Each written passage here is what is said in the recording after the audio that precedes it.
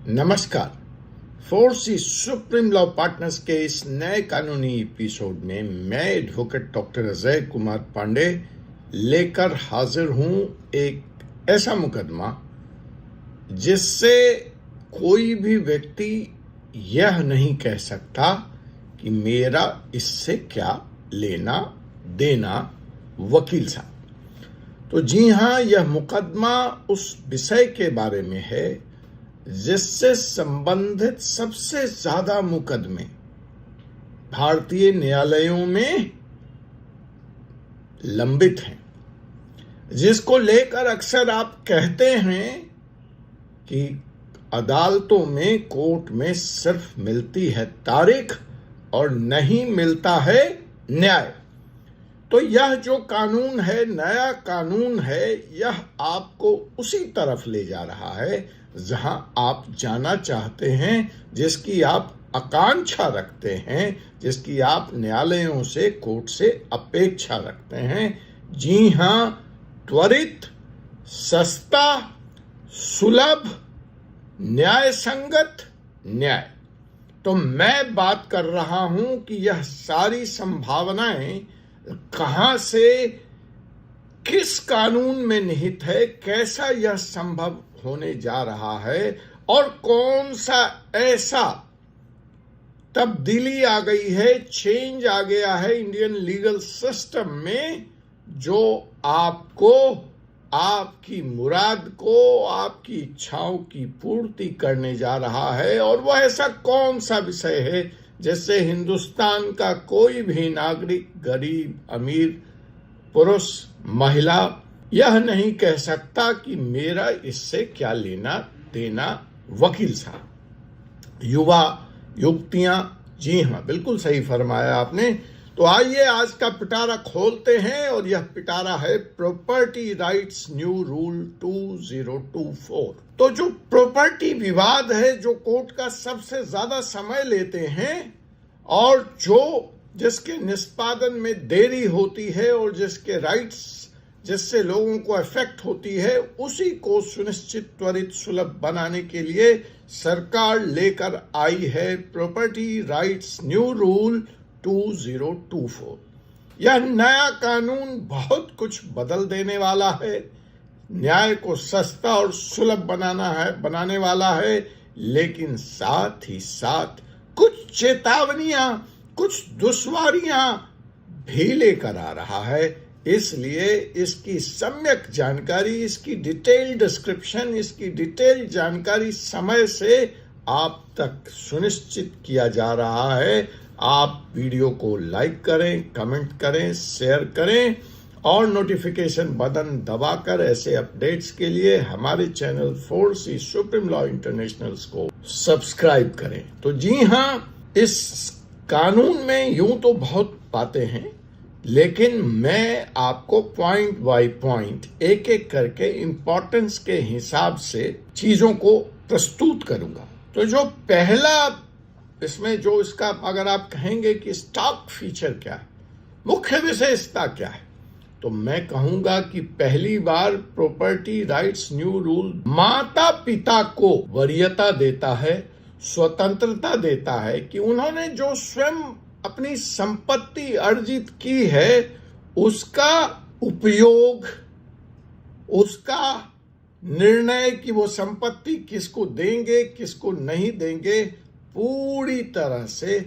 उनका हो गया। अर्थात बच्चों का जो अधिकार था माता पिता की संपत्ति पर, स्वयं अर्जित संपत्ति पर, जो टेकन फॉर ग्रांटेड था कि ये तो जाएंगे बुढ़े बुढ़िया, कहां देना ही पड़ेगा, तो ये देना ही पड़ेगा वाला क्लाउज खत्म हो गया। अब माँ बाप की चरणों की सेवा करोगे तभी मेवा मिलेगा बेटों और बेटियों। अगर माँ बाप को आपने वृद्धा आश्रम पहुंचाया या उनको तंग किया या उनकी देखभाल नहीं करी तो छुट्टी। तो पहला जो स्टॉक फीचर है कि माता पिता की स्वयं की अर्जित संपत्ति पर बच्चों का अधिकार समाप्त हो जाएगा और माता पिता अपनी मर्जी से, अपनी इच्छा से उस संपत्ति का उपयोग कर सकेंगे। उनकी मर्जी हो वो दान में दे दें, उनकी मर्जी हो मंदिर को दे दें, गौशाला को दे दें, किसी को XYZ, कुत्ते बिल्ली जिसको चाहे वो दे दें, बच्चों को नहीं मिलने वाला। अब इसका मतलब यह भी हुआ कि ऐसी स्थिति में बच्चे न सिर्फ संपत्ति के अधिकार से वंचित होंगे, बल्कि वह इस संपत्ति पर किसी अदालत में जाकर अपना दावा भी नहीं पेश कर सके। माँ बाप के इस निर्णय को वो चुनौती भी नहीं दे पाएंगे। उनका यह अधिकार समाप्त हो गया और यह दोनों के लिए है, बेटे हो या बेटियां।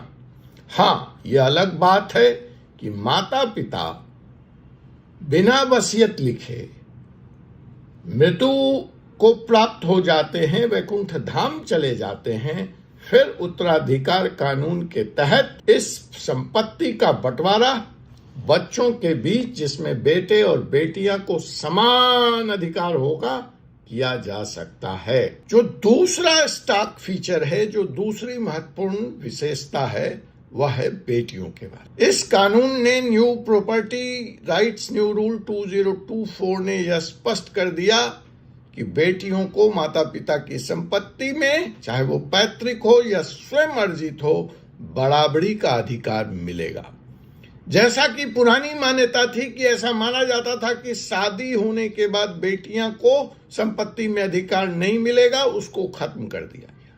शादी हो या शादी न हो, बेटी को माता पिता की पैतृक एवं स्वयं अर्जित संपत्ति में बेटों के बराबर हक मिलेगा।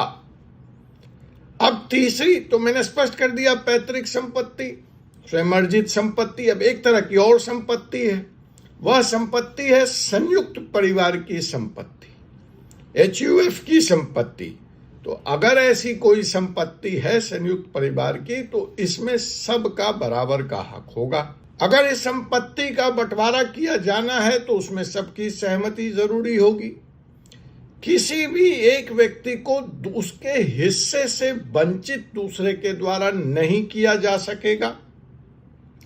और अगर संयुक्त परिवार की प्रॉपर्टी को बेचा जाना है या किराए पे देना है, तो उसके लिए भी सभी लोगों की संपत्ति, जो सभी हिस्सेदार हैं, उनकी सहमति अति आवश्यक होगी। अब इस बहस को अगर हम आगे ले जाते हैं तो इससे क्या होता है साबित? इसमें जो बार बार मैंने किताब भी लिखी, how to write your will, किसी प्रोफेशनल से लिखवा लीजिए, नहीं तो मेरी किताब मंगाकर खुद पढ़कर खुद लिख लीजिए, लेकिन वसीयत लिखिए। लेकिन आप हैं कि सुनने को तैयार नहीं। लेकिन अब प्रॉपर्टी राइट्स न्यू रूल 2024 के तहत मेरी आपको नेक सलाह है, उचित सलाह है, समय अनुकूल सलाह है कि अब वसीयत लिखना अनिवार्य हो गया। अब आपको वसीयत लिख देना चाहिए, क्योंकि कानून के हिसाब से अब माता पिता के द्वारा लिखा गया वसीयत ही प्रॉपर्टी बंटवारे में, हिस्सेदारी में सर्वोपरि माना जाएगा। अगर वसीयत में माता पिता ने वह संपत्ति किसी अन्य व्यक्ति को दे दी, तो बच्चों का इस पर से कानूनी अधिकार पूरी तरह से समाप्त हो जाएगा। और मैंने कहा ना, बच्चे दावा भी नहीं कर पाएंगे। वसीयत को अब कोर्ट में चुनौती देना भी अति कठिन हो गया, मुश्किल होगा। हाँ, वसीयत नहीं है तो संपत्ति का बंटवारा कानूनी उत्तराधिकार के कानून के द्वारा लागू किया जाएगा। यह कानून तो बंटवारे की बात करता है, हिस्सेदारी की बात करता है, लेकिन साथ ही साथ बच्चों की जिम्मेवारी भी फिक्स करता है। यह नया है, यह अभूतपूर्व है।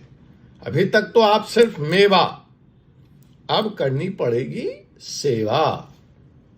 तो अब वो जो सेवा कल तक ऐच्छिक थी, मोरल ड्यूटी थी, किया तो ठीक, ना किया तो ठीक, बुढ़े बुढ़िया को घर से निकाल दिया, वृद्धाश्रम पहुंचा दिया, हर तरह से प्रताड़ित कर रहे हैं, मार रहे हैं, पीट रहे हैं, सीनियर सिटीजन एक्ट था।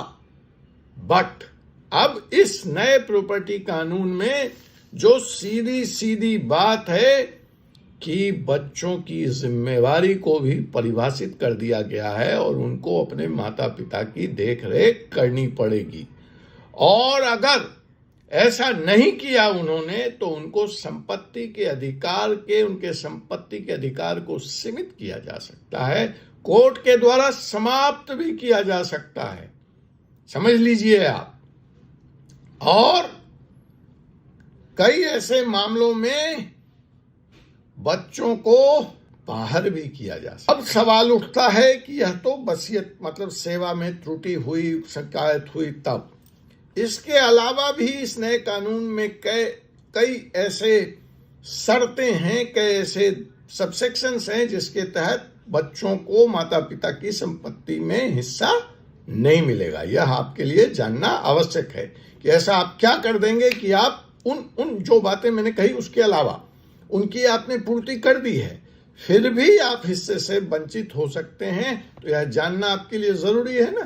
तो चलिए बताते हैं कि ऐसी गलती अगर आपने करी तो वो सारी बातें जो मैंने पहले कही हैं उनकी पूर्ति के अलावा भी आप हिस्से से वंचित हो सकते हैं। पहला कि अगर माता पिता ने अपने जीवन काल में ही संपत्ति का बंटवारा कर दिया, कुछ है ही नहीं, बचा ही नहीं, तो फिनिश्ड। दूसरा, अगर माता पिता ने वसीयत लिख दिया और उसमें आप बच्चों को शामिल नहीं किया तो भी आपके राइट समाप्त हो गए। हाँ, तीसरा बहुत महत्वपूर्ण, अगर बच्चे ने धर्म परिवर्तन किया, ये बड़ा महत्वपूर्ण है, इस पर फिर अलग से एक वीडियो लेके आऊंगा। अगर बच्चे ने धर्म परिवर्तन किया, लफ्ज़ जिहाद को भी इसमें कवर कर लिया गया कि अर्थात किसी हिंदू लड़की ने किसी मुसलमान से शादी कर ली, और कल तक क्या होता था, मुस्लिम धर्म के अनुसार उसको प्रॉपर्टी में हिस्सा मिला या नहीं मिला वो अलग बात थी, लेकिन यहां दामाद जी को, मुस्लिम दामाद जी को हिस्सा मिल जाता था। तो अब ऐसा कर दिया गया इस नए कानून के तहत कि अगर बच्चों ने, बेटे या बेटियों ने धर्म परिवर्तन किया तो उसका भी प्रॉपर्टी राइट समाप्त हो गया। Last but not the list, अगर बच्चे माता पिता की हत्या या हत्या की साजिश में शामिल हैं, शामिल रहे हैं, शामिल पाए गए हैं, तो उनका भी प्रॉपर्टी राइट जीरो, नलिफाइड। उनको अपने माता पिता के संपत्ति में हिस्सा नहीं मिलेगा। तो चलते चलते कुल मिलाकर इन नियमों के पीछे जो उद्देश्य है वह यह है कि सभी को समय से न्याय संगत तरीके से उनको उनके संपत्ति का हक मिल सके, माता पिता को स्वतंत्रता हो कि वो अपने द्वारा अर्जित की गई, मेहनत से अर्जित की गई संपत्ति का उपयोग अपने हिसाब से कर सके, और बेटियों को भी पैतृक संपत्ति में बराबरी का हिस्सा मिल सके। तो यह है नया कानून, न्यू प्रॉपर्टी एक्ट 2024।